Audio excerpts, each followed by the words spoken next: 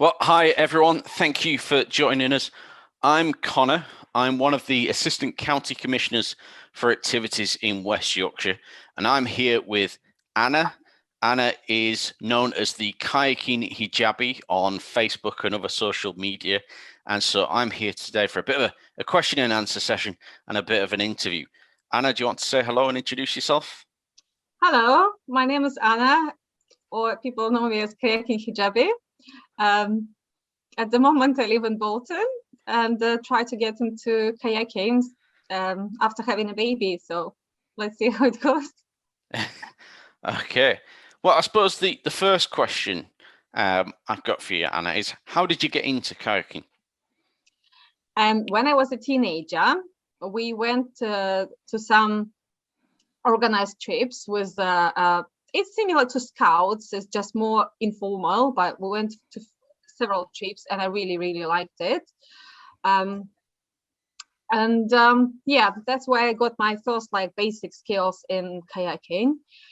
And then I kind of forgot about it. When I came to UK, my life was quite different. But then in 2011, kind of towards it, I went back in Russia, I went on the summer trips, and it kind of reignited my love for water sports. So when I came back here, I was like, I must join the canoe club. So by the end of 2011, I joined my first canoe club in UK. I don't know why I didn't think about this before, but here you go, I had to start somewhere. And that was the best thing I did. Well, great. And what does kayaking mean to you? What do you get out of it? Why do you enjoy it so much? Well, first, it's a very good exercise.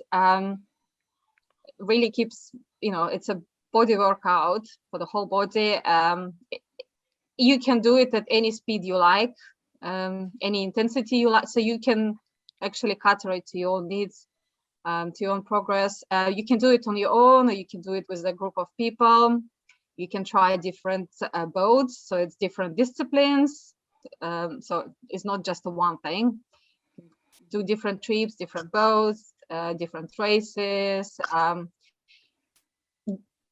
really like what I liked about it is when I joined the club, I made some friends. Although I was obviously a bit nervous, but no, I made some really good friends, and even got myself a coach so I could progress in my skills. And then yeah, it's not only sports. What kayaking is good about, if you want to at the end choose it as a profession as well, you can become a coach. Okay. So, yeah, it's a big world out there, kayaking and canoeing. I think that's what I really liked about it. Well, that's great. And obviously your name on social media is the Kayaking Hijabi because you're known for kayaking with your headscarf. Yep. And do you wear a special headscarf? It might seem like a really silly question, but talk to me about it. I know the question is really good one, because let's be fair, all this media frenzy about a sports hijab, it only came out several years ago. Before that, it was custom made for certain sports women and the sports team. Or it was quite expensive, and people didn't really think much about it. Nowadays, it's very easily accessible. For example, I'm wearing the one it's called Jogon Sportswear. That's the label, if you can see. It's made by it's an English brand. It's quite a new brand, but it's an English brand, and it's manufactured ethically in India and then obviously imported here. But there are other brands as well, like I believe Nike is doing one really good one. Asics recently developed one as well. Lots of ladies, when they do any kind of sports, more or less swimming, let's say, they wear burkini, which is like maybe it's, people seen it. It's quite you can get now. It's Sports Direct, even you can see it. It's hanging there in the shop. That it's like trousers, and then there's like a tunic with the hoodie attached, so you kind of all covered. But I prefer just wearing usual sportswear and a hijab. like it's a separate piece, because for me it's more versatile. I can change things and swap things, especially when when you do marathons and you get wet, you need to get changed quickly somewhere, or get an extra layer, or take this layer off, put another one. So for me, having a hijab, it's better like that. When I started the sports, they were not, I didn't know anything about this kind of hijabs. So I was just wearing usual hijab that you can buy in the market. It's just a headscarf made of viscose. It's quite a long one, so you just go a few times around. I've got a little hat underneath, and then you pin it. So you can pin it the way that it sits really, really like a neat. So it doesn't affect you. I was actually, when I started kayaking, I was first into white water. So I was actually rolling with the normal headscarf, just carefully pinned, and I was wearing a helmet on top of it. It never stopped me. Never Awesome. stopped me. Yeah. And I know you've moved away from whitewater more now, and you in 2019 you did the Devizes to Westminster canoe race. So for those that don't know what that is, do you want to tell everyone about it and what you did?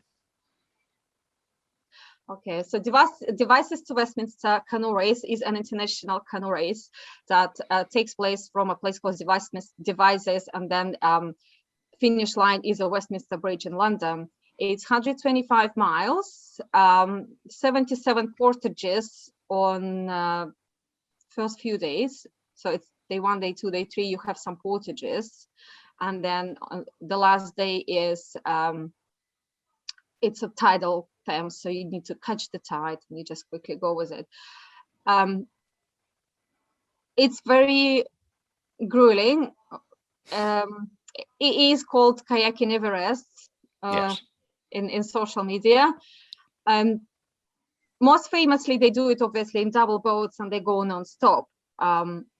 I am not as fit. So I've been always a slow paddler due to my health condition. I've got underactive thyroid, so my metabolism is quite slow. So I can't really get into this explosive episodes of sports, like like short sprints and stuff. My body just doesn't cope with this. So I need to choose something very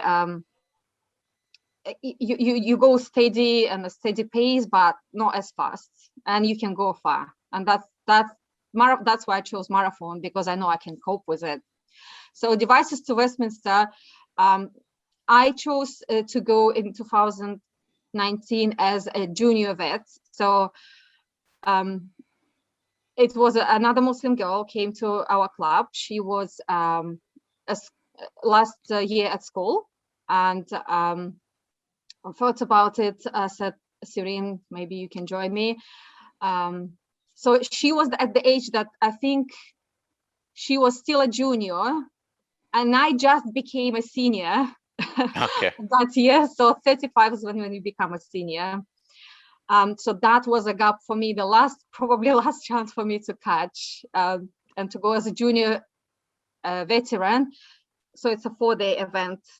So it was still very difficult. Each day you have to make sure that you fit into 9.5 hour limit. Doesn't matter, how tired you are, you still keep going. So yeah, it was grueling, but it was absolutely brilliant to cross the line, because it wasn't my first attempt. That's brilliant. That sounds really good. And well, we don't have anything that's 125 miles, but as West Yorkshire Scouts, we run something called the Fellendale Challenge, which is along the Leeds-Liverpool Canal, where I usually have teams of 3 or 4, and involves kayaks and bikes, or canoes and bikes. And it's not 125 miles and only takes place over a day, but it's something similar in a way we do, and it does involve portages because of all the locks. But hopefully, if we do run it this year, we'll have you down to join us for that event, because that'd be really, really nice to get you over. Because I know you live in Bolton now. You're not down south anymore. And touching upon our water sports events, quite a lot of our keen scouts will have missed Yeah, they're water sports. But what are your top tips for our scouts who are really finding their feet with kayaking? You know, have probably not done masses of kayaking, some of them just doing it for the first time. What are the top tips that you would suggest for someone starting out? First of all, don't be scared, because when you started, you probably not starting alone. You've got coaches around you. You are wearing buoyancy. That means you probably won't drown. So you are very well looked after. Just go with the flow. Listen what your coach is telling you. You will get wet. Get ready for that. And you know, it is a water sport after all, right? So don't get scared to get wet. It is a water sport. Just look onto everything with open heart and open mind, out of the box. You try this way to paddle, maybe that's not fitting you. Maybe you need to try a different paddle. Maybe you need to try, maybe you're left-handed, right-handed. That's actually the tip. Figure out if you're left-handed or right-handed. That will make your life so much easier, because they're different paddles. Absolutely.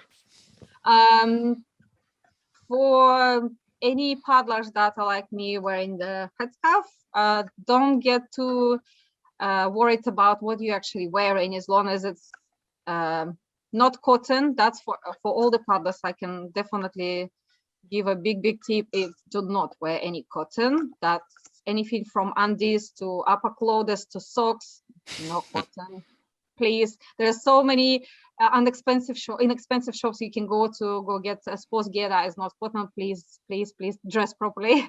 But yeah, don't get into frenzy buying expensive stuff. Girls with the headscarf, just wear your normal headscarf, just pin it well so it doesn't affect you. You can get friends. I think it's very nice when you start paddling, you see which club mates at a similar level. Because for example, when I was training, I ended up training on my own, because there wasn't anyone as slow as me, to be honest. So yeah, get to some similar level, then you will progress together. You go faster, you go better. So you won't be alone. You get more fun out of it. Don't be scared to jump out. Sometimes if your coaches allow you, get a bit of swim around. Just you need to feel the water. Sometimes it is cold. You need to get ready that sometimes you will capsize. So. Okay. Well, I think there were some really, really good top tips there. So thank you very much for joining me. And thanks for inviting, and thanks for inviting for the marathon coming. Yeah, well, that's it. Hopefully, fingers crossed, we get the Fellandale Challenge running this year, and you will almost certainly get an invite. But thank you much for joining us. Thank you for joining us, everyone who's watched this video.